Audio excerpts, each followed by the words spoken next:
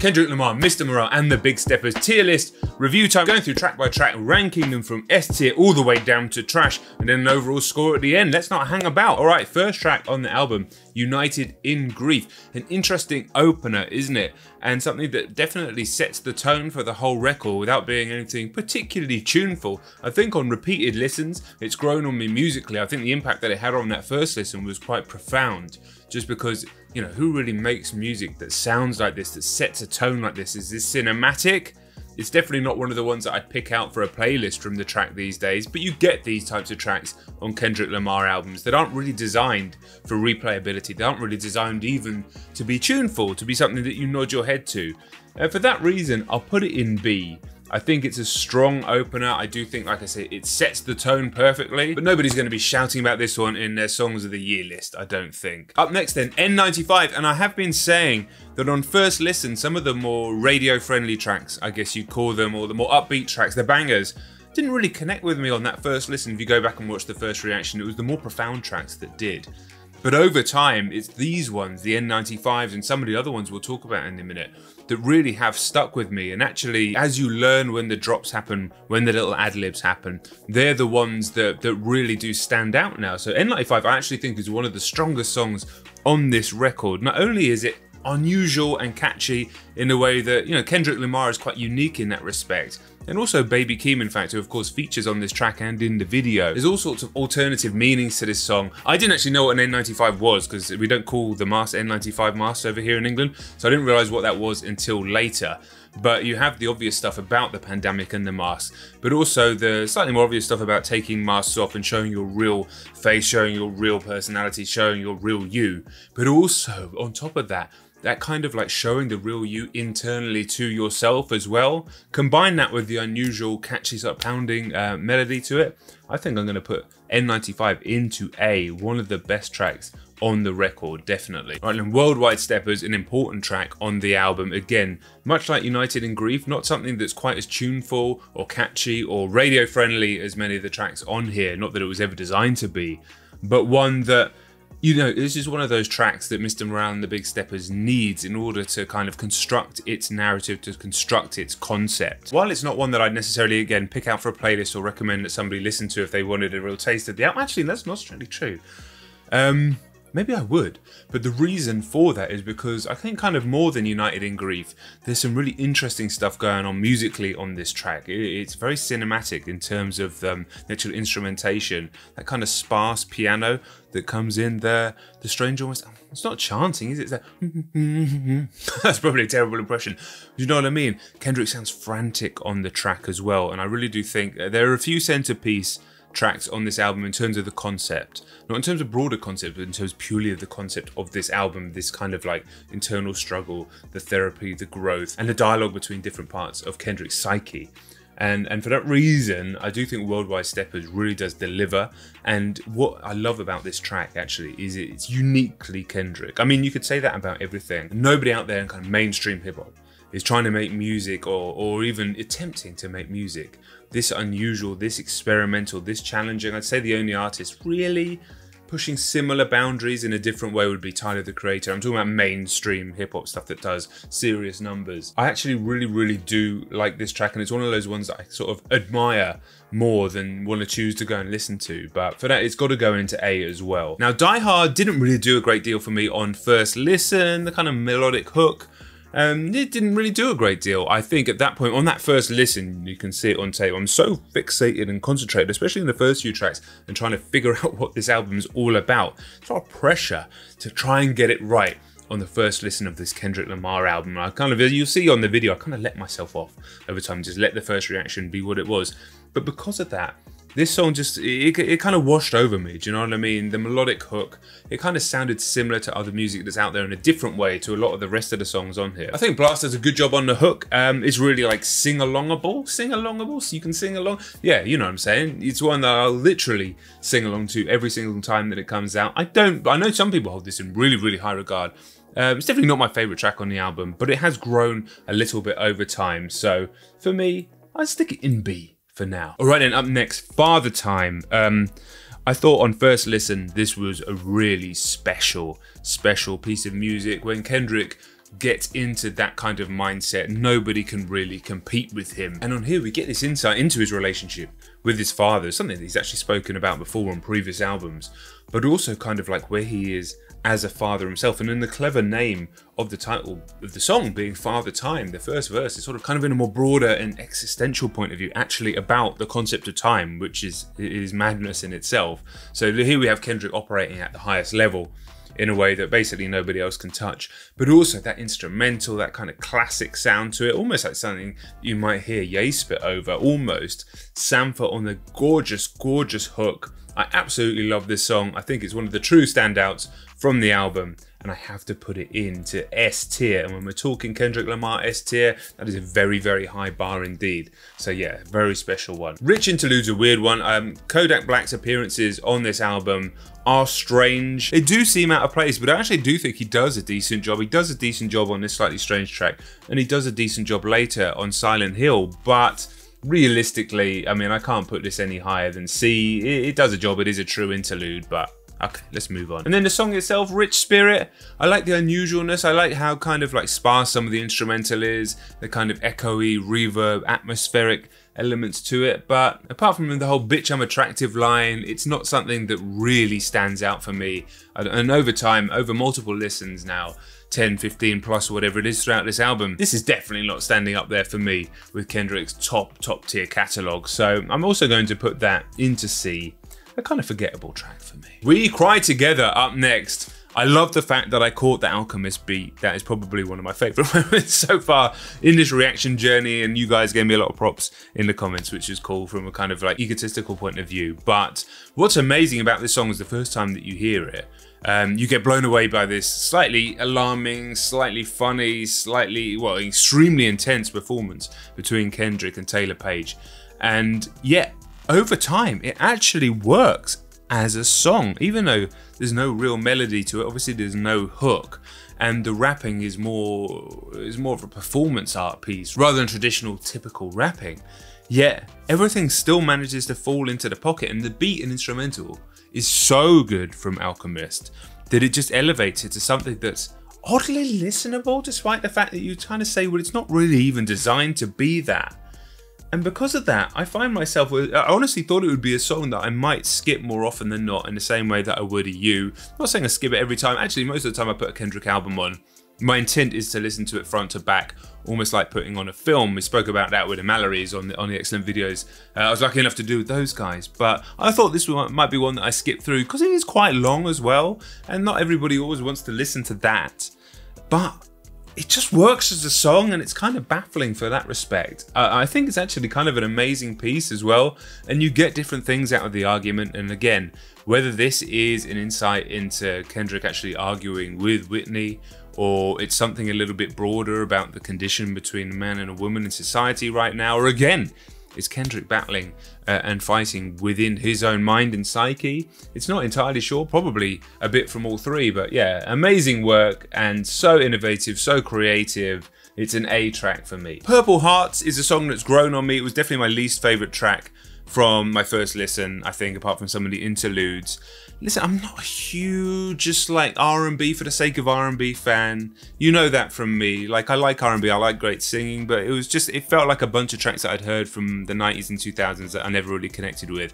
Over time, the concept of the song has worked better for me. I think Terrell did an amazing job of kind of explaining some of the depth of this song, about basically getting out of the way when you hear love and how that can be connected to the self or God or whatever it is that you're working through in therapy. But again, it's okay for me, but I'm going to have to put it in C. It's just not a song that I'm going to go back to very often unless I'm going through the album as a whole. It's grown on me, but it's just not necessarily my cup of tea. So that's the first half of the album down. Let's have a look. We've got Father Time in S tier, in A tier, N95, Worldwide Steppers, and We Cry Together, Uniting Grief and Die Hard in B, and then Rich Interlude, Rich Spirit, and Purple Hearts in C. All right, let's keep going then. The second half of the record starts with the track Count Me Out, and so many of you have been saying this is like your favorite track on the album. I've seen that over and over and over and over and over again.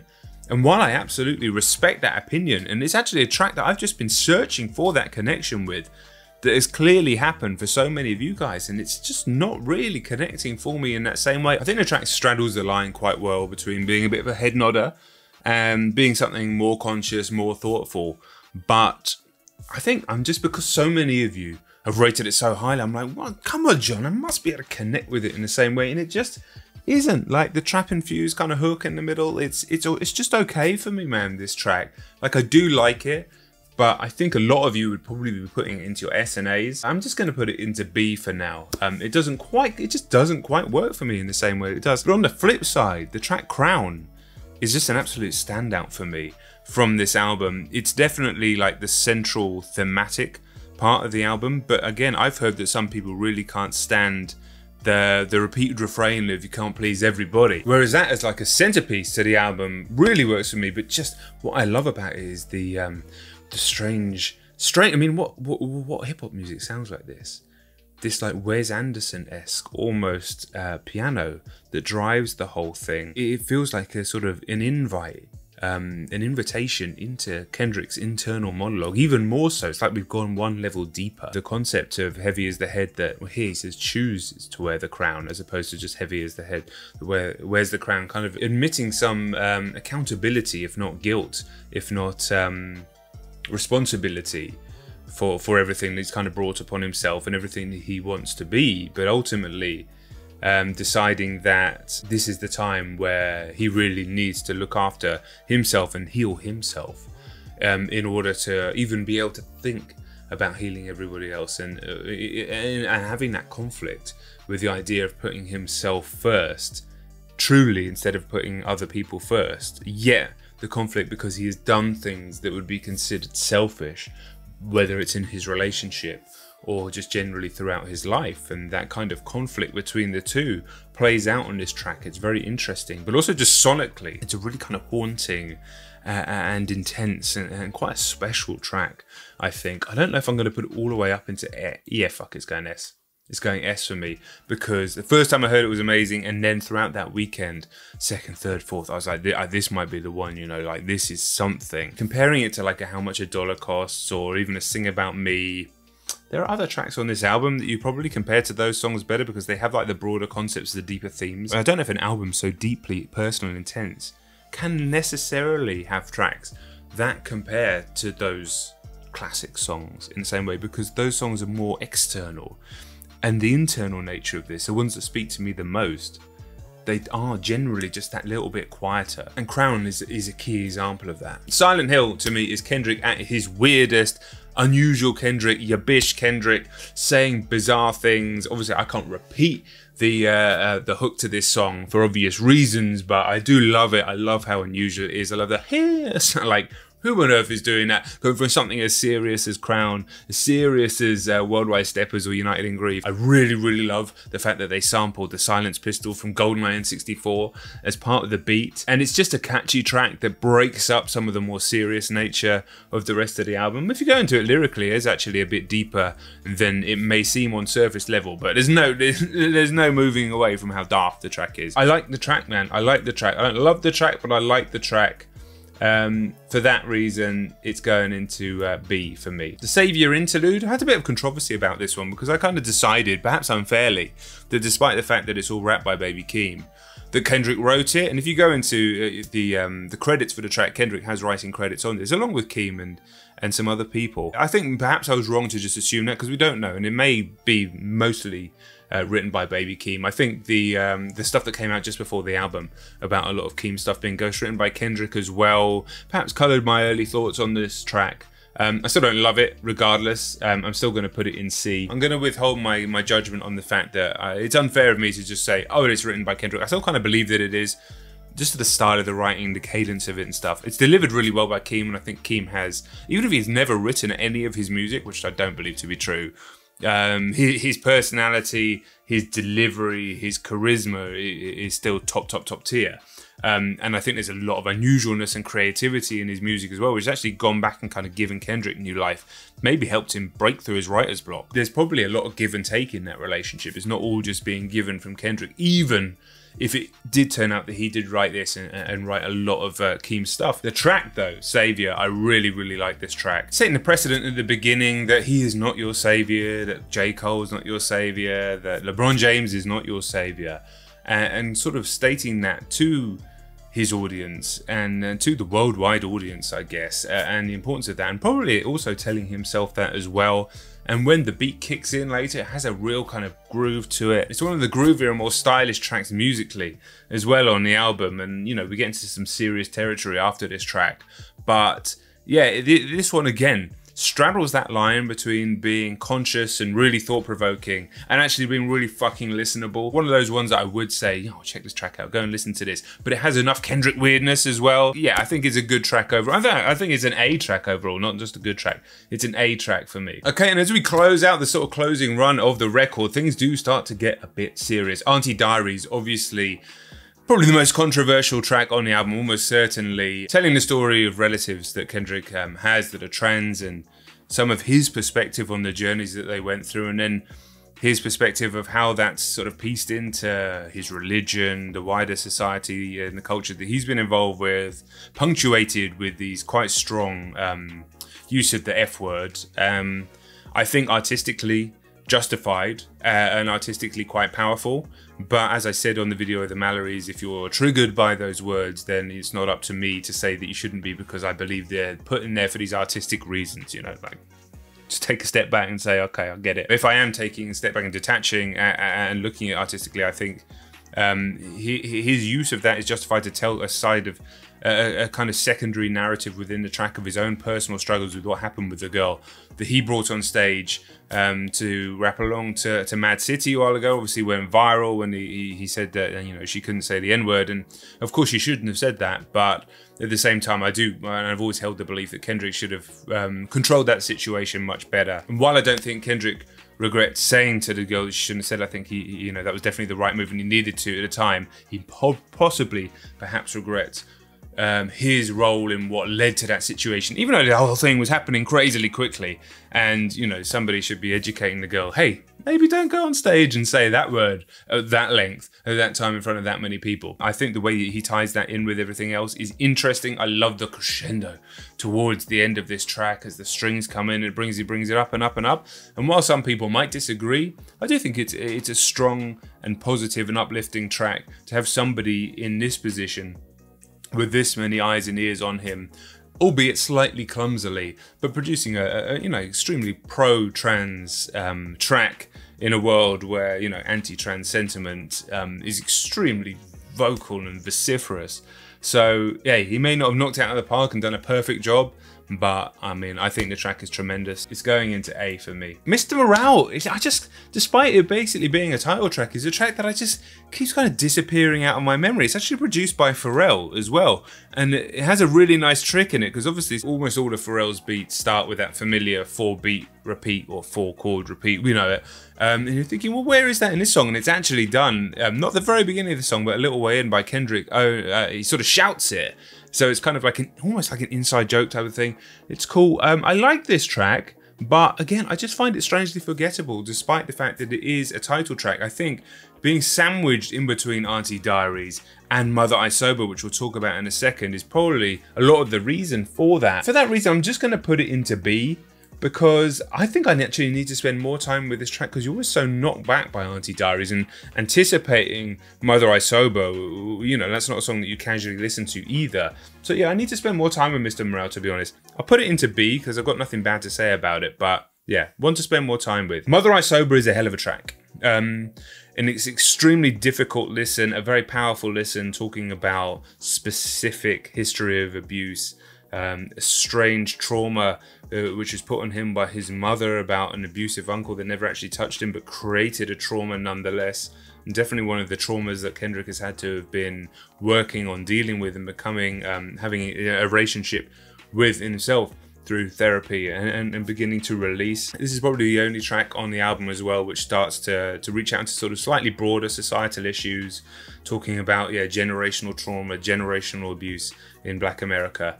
Nowhere near as much as he's spoken about these subjects in the past, but it was interesting to hear him then tie it into something that was more personal in his psyche. I think Beth Gibbons from Portishead, the fact she's on this album is mind-blowing, to be honest, as somebody who's loved Portishead since the 90s, and it's been so exciting to mention Portishead and mention the album Dummy, and then have so many of you guys going, oh, well, because of this, I went and listened to it and was blown away. I've had that like 10, 20 times easily, which is great, and you know, go and listen to that album. It still holds up perfectly today. It's an amazing record.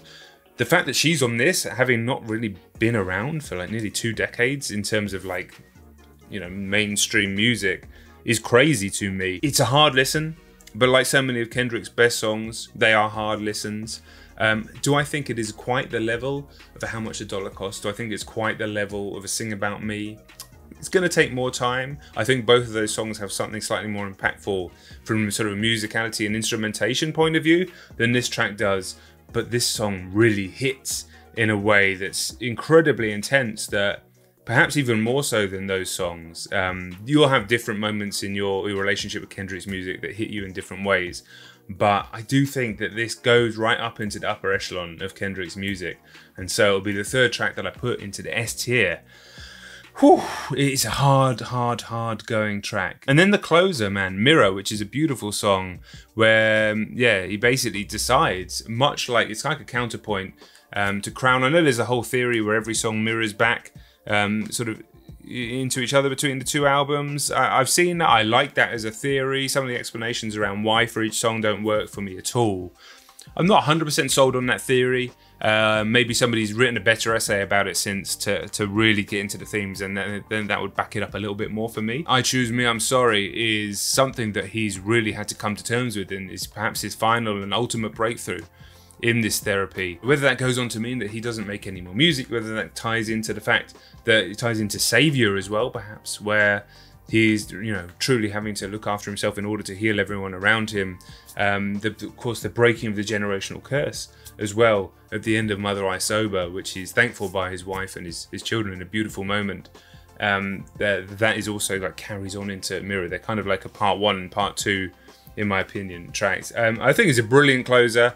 Again, not unlike Mr. Morale, having to sort of live in the shadow and the echo of Auntie Diaries. This lives in the shadow and the echo of Mother I Sober, but it has that uplifting element to it that kind of brings you back and leaves you with a kind of special, and for me, kind of like wholesome and almost triumphant feeling at the end of the record. So for me, Mirror goes into A, and there we go.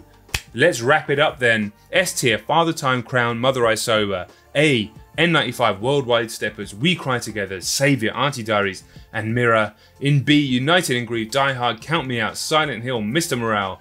And in C, Rich Interlude, Rich Spirit, Purple Hearts, and the Savior Interlude. Nothing in D, and unsurprisingly, nothing in the trash tier. My overall score for the record, as of right now, is a 9 out of 10.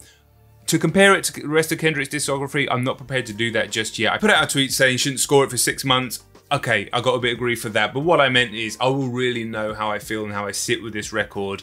Like all great records that take time to digest. In 6 months, I will. That's when I feel like I could at least put it in amongst the rest of his discography. So for me, Mr. Morale and the Big Steppers, 9 out of 10. Thank you very much for watching. Let me know your thoughts on the tier list and the scores down below. Subscribe if you're new, bottom right hand corner. We want you along for the journey. So much content coming to the channel in the coming weeks and months. And I'll catch you all very soon. Right, bye.